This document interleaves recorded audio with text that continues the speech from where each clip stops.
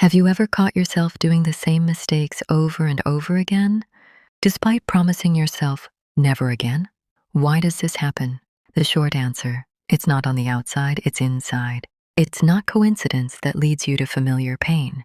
Your mistakes repeat because your inner sanitary wheel is spinning, habitual patterns, automatic reactions, and fears that keep turning until you finally notice them. Repeating mistakes isn't your weakness, it's a signal. A signal that there's an unresolved part inside you that you're ignoring. And as long as we ignore these signals, the wheel keeps spinning. What is the sanitary wheel? I call it the sanitary wheel because it's like an old watermill. It spins endlessly. You take an action, get a familiar result, feel an emotion, and then you do something similar again. For example, someone avoids conflict because they're afraid of losing love, or repeatedly chooses the wrong people because, as a child, they learned to seek attention where it's hard to get. The sanitary wheel is internal programming formed over years, sometimes generations. It creates the feeling of, I'm in the same trap again, even though on the surface, you think you should be smarter, more experienced, more mature. Let me tell you a story from my life. When I was about 20, I worked in a small coffee shop while trying to build a relationship with a guy who seemed perfect. I didn't know him long, but I already saw red flags. He often promised one thing and did another, sometimes ignoring my needs. Despite all this, I forgave him over and over for small offenses, trying to believe, this time it will be different. And each time, I caught myself feeling the same familiar pain, the same fear and disappointment. One day, after a particularly upsetting evening when he was late for an important meeting and didn't even apologize, I sat alone on my empty sofa and realized, why am I letting this happen again? Why am I in the same trap? And then I remembered my grandfather's words. He often said, Olivia, look not at what people do, but at what it makes you feel. That's where the answers lie. And I understood. I was repeating this mistake not because of him. I was repeating it because of myself. Because of the inner part that seeks validation, fears being alone, wants love, but is afraid to set boundaries. My pain was familiar, and the habit of reaching for familiar pain was stronger than external logic. Breaking down the mechanism. Behavioral patterns. Repeating mistakes often reflect patterns formed in childhood.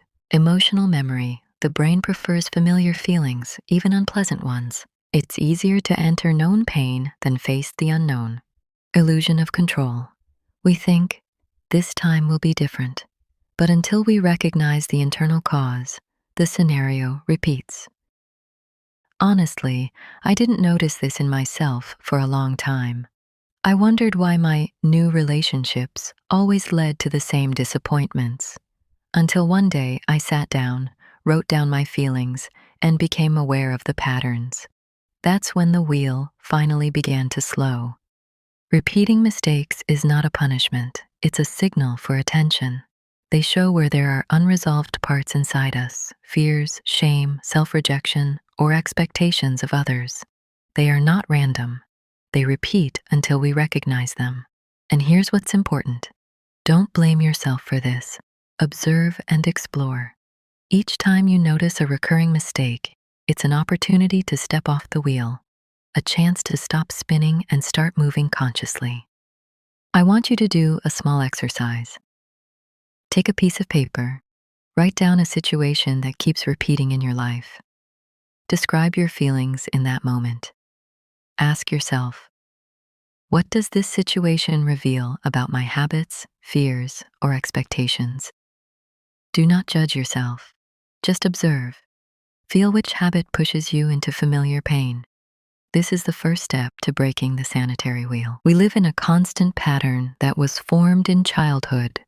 Every trauma, every fear, every unacknowledged emotion creates invisible lines that we move along almost without noticing. These lines are habits, reactions, internal patterns that push us toward the same outcomes again and again. The sanitary wheel keeps spinning because it feeds on this past that we carry inside us. But the good news is that this can be changed. The key is to understand what exactly needs to be changed, and it's not external circumstances, but internal settings. The first step is to honestly answer yourself, what do I truly want to get from this situation, from these relationships, from this life? And it's very important not to tell yourself, I should, or this is right, but to recognize your real desires and needs. When I was 17, I worked part-time in a library during the summer.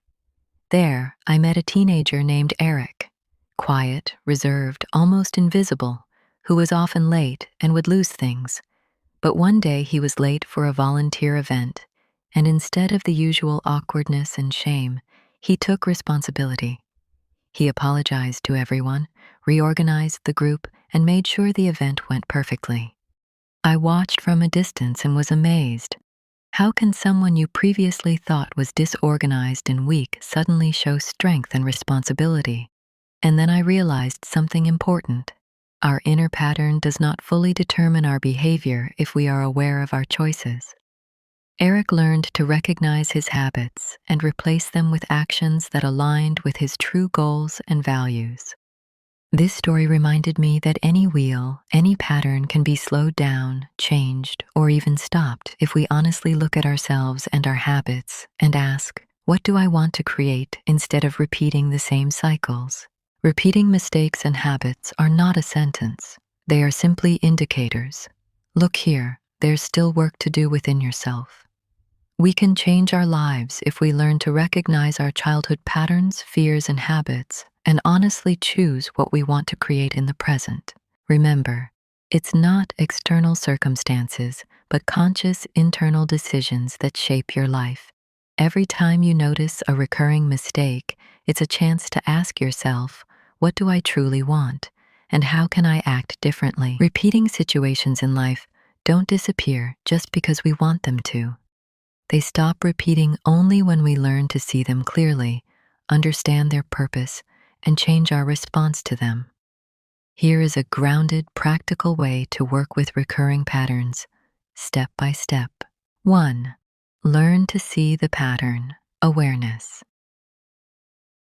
The first mistake people make is focusing on different people or circumstances instead of the repeating structure. Ask yourself, what situations keep repeating in my life? Do I feel the same emotions every time? Disappointment, fear, guilt, abandonment, pressure? Does the ending always feel familiar, even if the story looks different? A repeating pattern always has the same emotional trigger, the same inner reaction, the same outcome, different faces, same script. Once you can say, this is familiar, you are already one step out of the wheel. 2. Identify your role in the pattern, ownership without blame. This is not about guilt, it's about clarity. Ask, what do I consistently tolerate? What do I avoid saying or doing? What am I hoping will change without my participation? Every repeating situation survives because something in us allows it, not because we are weak, but because once, long ago, this behavior helped us survive emotionally. Ownership is not self-blame. Ownership is power. 3. Find the emotional root, childhood memory. Most patterns were formed before we had adult awareness. Ask gently, when did I first feel this way? Where in my childhood did I learn that love must be earned, safety must be negotiated, or silence is safer than truth? Your nervous system doesn't repeat logic, it repeats familiarity. The goal here is not to relive the pain, but to recognize this reaction belongs to the past, not to the present. 4. Name what you actually want, clarity of intention. Patterns continue when desires are vague. Instead of, I don't want this anymore, ask, what do I want to feel instead? What kind of relationship, environment, or inner state am I trying to create? What would self-respect look like in action? You cannot exit a pattern if you don't know where you are going. Clarity creates direction. Direction weakens old habits. 5. Change the response, not the situation. Conscious action. The pattern doesn't break when life changes. It breaks when you respond differently. This can be saying no where you usually stay silent, leaving earlier instead of staying longer, pausing instead of explaining yourself, choosing discomfort over familiarity. Even one different reaction sends a powerful signal to your nervous system. I am no longer living on autopilot. 6. Expect resistance and stay with yourself. The moment you step out of an old pattern, your system may feel fear, guilt, confusion, loneliness. This does not mean you are wrong. It means the old identity is dissolving. Stay present. Stay kind to yourself. Patterns lose power when they are seen and no longer obeyed. You don't repeat mistakes because you are broken. You repeat them because your system is loyal to what once kept you safe. Awareness breaks the wheel. Choice rewrites the script. Presence creates a new life. And remember, we are not here to be perfect. We are here to learn. There is something deeply intelligent about life that we often misunderstand. We think repeated situations are proof that we are failing, not learning.